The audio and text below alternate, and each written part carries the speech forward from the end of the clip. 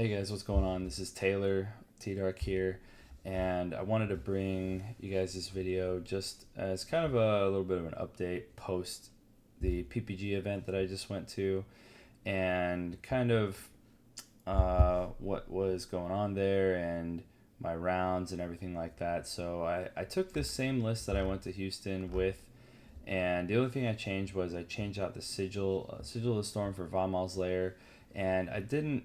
I should have. This is why you should play test before you go. I had a lot of stuff going on with family, and PPG was kind of last minute. I didn't intend on going, but a couple of my friends were going. They're like, "Hey, you should go," and I was like, "All right, cool. We'll go. We'll go." I didn't do really any play testing. I felt good with the deck. It was pretty good. I did not play test with Vimal's Lair initially post Houston, which is a mistake because I thought it was going to be really good in the Annie matchup, which it can be, but it ends up hurting you more so than helping you because fight or flight kind of turns off fight or flight and things like that, and it's the sigil is just ultimately and overall just a better battlefield, just kind of in general, and I use it going in my into the first game matchup. So, anyways, yeah, I took the exact same list with the confronts and the trove and pack combo and the volibears and things like that. I've been on the fence with volibear for a little bit, and this event kind of solidified it for me that I need to change over to mountain drakes. The card can be very dead, but in some matchups, if you high roll it off of an Aurora and you stick it in a battlefield, it's very very difficult for your opponent to deal with, and it could pretty much be the one of the sole reasons why you win the game. So yeah, I took the same exact list of PPG. So I played in the 5K on Friday and I played in the 10K on Saturday. Now the thing that was a little weird was this is the first time that I went to a PPG event, and I didn't know that the 5K was going to be broken down into prize wall tickets, which they not only gave you a certain amount for, but also moderated how much the ticket pricing was for the so-called items on the prize wall, which was a little weird. The 10K was kind of the same way, except for there was like actual cash and tickets being like split. So it was just a little weird. It wasn't like truly a full 10K with like $10,000 of cash given out or distributed between the players, which was kind of weird. But whatever, it is what it is. Friday when I went, I did not do very well. I kind of X2'd and I was like contemplating life decisions. No, my opponents did draw very well. I didn't make a lot of misplays. I played pretty much to the best of my ability. I just was not. I was running into Annies and things like that, and I was like, man, this is kind of brutal. But also my opponents did end up like just I see everything in their hand and I can't play around the top of their deck, right? So it is what it is. I kind of just shrugged it off. I'm like, all right, whatever. I went the next day to the 10K, and I was like, fresh mind, new tournament. Like, let's kind of just mentally prepare for what we got to do, yada yada. So round one, it's an Annie, and actually my first three rounds were Annie. So I went Annie, Annie, Annie, Kaisa, Misfortune, Timo, Yi, and basically my first like Annie is a deck where I feel like once more people get better with the deck, there will be some contention for that deck being I mean the deck is extremely good, but your opponents can misplay quite easily, and it's not picked up on. You have to have I feel like a lot of reps with that deck to understand how it fully functions. And my first opponent was making a quite a bit of few misplays. No disrespect to them or any players out there. They're trying to learn the deck, and it's complicated, or it can be complicated. They were like kind of misplaying. I took advantage of a lot of situations and I ended up 2-0ing them. The next person I played, I think they ended up top 8 or at least top 16. They were very good any player. I got O2'd. I could not deal with game 2 Dravens on Aspirant's Climb being 11 might.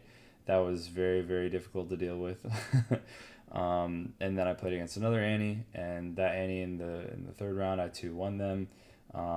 It was a little bit tough, but got the job done. And then I played against a Kaisa. That was a 2-0. And then I ran into a Misfortune, and this was a misfortune mirror that I wanted to play for a while. I don't have a lot of experience in the mirror because it wasn't as popular, and but I know the deck. The deck is, it can be pretty linear, and the play style is pretty straightforward, and they ended up they ended up just being the most luckiest person on the planet. And what I mean by that is that I know it sounds like an excuse, but when I like when I'm on like a game two was like game one, I didn't even have Aurora. They had Aurora on turn three. Okay, that like happens, right? So game two, I have Aurora in my hand. I have Catalyst. We're on Climb and Obelisk, and I chose to go second. Four runes. I catalyze on turn one. I pass, and meanwhile they're like mobilize. So they're on pace to turn three Aurora, and I'm on pace to turn three Aurora. So on my second turn, I was like, went to eight runes. So I sabotage them, and I look at their hand. I'm like, oh, they have Aurora. So I take the Aurora, and I pass to them. They channel two. They top deck Aurora. They play Aurora, and what do they hit? Mind Splitter. Okay, cool. They take my Aurora, and it's pretty much downhill from there. So I was like, this is it is what it is, right? It's a card game at the end of the day. Okay, sure. Then I played against a Timo. Went 1-1, went to time. It's not a difficult matchup. It's just very annoying. They can score points pretty quick, and they can catch you off guard with like Sprite Call and things like that. But yeah, we just went to time. It was kind of really drawn out, especially our game two. They had a Mundo that just never died. They kept just playing a bunch of cards and keeping them alive, and they top decked Unchecked Power, and I was kind of like I overstacked the battlefield because I was forced to play around Fox, like Watcher, and because Watcher plus Mundo would basically lose me the game because they only need one more point. So I had moved Volibear up and played a Devlin there, and then I hit a Devlin off Aurora, and they top deck Unchecked Power. It is what it is. They uncheck like a move they run it back. They uncheck power, and I was like, okay, I can still probably come back from this. My Aurora was kind of a blank, and then they just top decked the Fox right after, and just went Fox and Mundo in and won the game. That was game two, and then we went to time because it just took so long. And then I played against my buddy who was on Yi mid range Yi, and we ended up playing four games, and I played one Aurora in the third game. Like in Swiss, I didn't even do anything. I just kind of fell over. You know what I mean? Like I just like he'd pass to me, and I'd like draw gust, and I'm like, cool, pass. Like no interaction, no like card draw, no filtering, no like anything. Um, so they O2'd me, and like I said, we played two more matches. In the third game, I think I saw Aurora, and it was turn four. So I didn't really have ramp, so it is what it is. But yeah, so basically, it wasn't very good. I went X3. It was okay. I had fun. But I think ultimately my deck choice is really what got me. And I don't think that the list can really live kind of like this in this like Kaisa dominant, like not so Kaisa dominated / Yi dominated meta. And I think it needs to change a little bit. It needs to have like a little bit more interaction, because the meta is warping into more like Annie. There is still Kaisa, there is still Yi, but like I think Annie's kind of at least seems like it's like kind of taking over. Like people are really trying to figure out the deck, and they're finding out that that's very very good to manipulate movement and things like that. So we're transitioning to like a newer list. I'll show you guys here, and what's crazy is that like I kind of wish that I had picked up a lot of this stuff in the transition between Houston and PPG because of like how well Annie is, and that like not necessarily the cards that I've currently like put in this deck right now, but some other people who are playing MF that have been working on the list too have kind of gravitated towards like this more interaction based play style of the deck, because when you don't have Aurora, we all know it's like very hard to win, but the units that you do like that you are able to play, you want to like really preserve them. So like some of the stuff like really helps. Like Ride the Wind helps, Primal Strength helps. Um, Having units like especially like switching to Mountain Drake, like you just cannot have dead cards in your hand currently because with purple interaction and purple like sneaky deckhands and things like that from Annie's, you cannot afford to have dead cards in your hand. Like every card needs to be live, I feel like, and yeah. So basically, the deck is the shell of it is pretty much the same. But what we've done is we've taken out a lot of the filtering and we've adjusted it with like a lot more interaction. Like the one of challenge is back, mostly because paired with primal strength, it's like very very good because you can primal strength like your mind splitter, go into a real big battlefield, clear it, and then you can challenge like another really big unit back at base or even like on the other battlefield to just completely clear it off or something like that.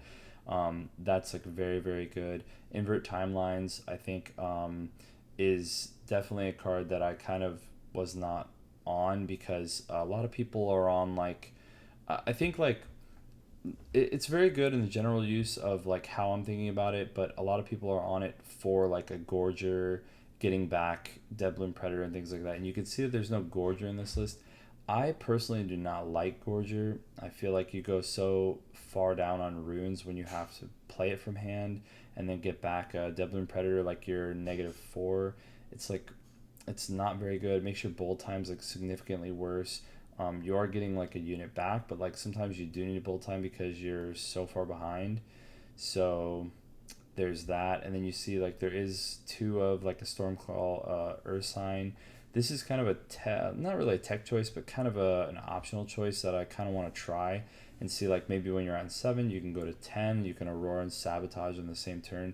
Could be like very relevant, like very very good. Obviously, whenever you have extra runes to work with, extra resources, especially when you're playing like a big spell or like a big card or things like that. Um, and yeah, pretty much everything else is the same with the list. And well, also the rune split. We're moving from a 7-5 split, 7 on body and 5 on chaos, to like a 6-6 split. Just because we've got invert and ride the wind in, so we've got a little bit more chaos runes that are going to be kind of being recycled.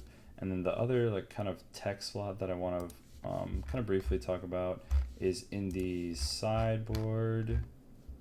We've got this Psy Scout, and this is like not tested yet, but I want to test it because good Annies will just very briefly, like what they'll do is they'll send their units in to conquer and then they'll flash them back because they don't want to get Devlin Predatored, or they don't want like a big unit to come in and just crush their unit, right?